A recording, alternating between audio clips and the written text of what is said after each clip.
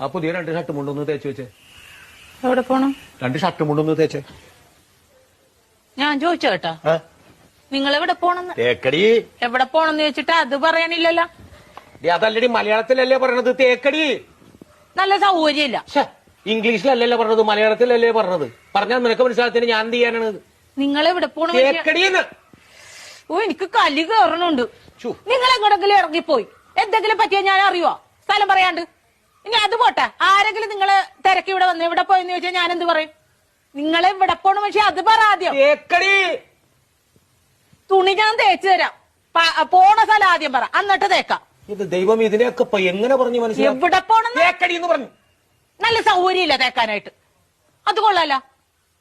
ഏതാണ്ട് ഉടായിപ്പാണ്, അതാണ് പോണ സ്ഥലം പറയാൻ ഇത്ര മടി. ഇങ്ങനെ ഇരിക്കണ റെഡിയായില്ലേ?